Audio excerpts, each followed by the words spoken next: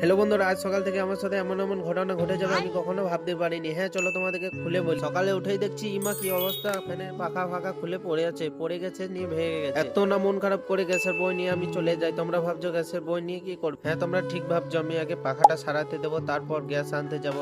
তারপরে এগুলোকে আমি বেঁধে গাড়িটাকে স্টার্ট করে আমি চলে যাই তাঁতিপাড়া আমাদের দোকান, এখানে পয়সা নেবো গ্যাসের জন্য। তারপর আমি ফ্যানটাকে দিয়ে চলে এসেছি তার আগেই, তো ভিডিওটা করা হয়নি তখন। এসেই দেখছি আহা কি অবস্থা সোনাগো আমার। আমি জানি না সোমবার অফিস বন্ধ থাকে, আমাকে ঘরের লোকও বলেনি, আমি চলে এসেছি। এই কষ্ট করে আসা, এসেই দেখি আবার অফিস বন্ধ। সত্যি কথা অনেক খারাপ লাগছে, কারণ এটা আমার ফোন পাকানোর জন্যই হয়েছিল। আমি জানতাম সোমবার অফিস বন্ধ, কিন্তু আমার মনে ছিল না আজকে কি বার। তার জন্য আমাকে আবার ঘুরে ঘর যেতে হলো। চলো যাই, তবে কি করবো, আবার পাখাটা সারাতে দেয়া আছে, ওটাকে আমার নিয়ে যেতে হবে। তারপর আমি ফ্যান যথা সারাতে দিয়েছিলাম, সেখানে এসে দেখি ফ্যান আমার কমপ্লিট হয়ে গেছে, শুধুমাত্র পাখাটাই লাগানো। ভিডিওটা যদি ভালো লেগে থাকে লাইক আর সাবস্ক্রাইব আর কমেন্টটা করতে ভুল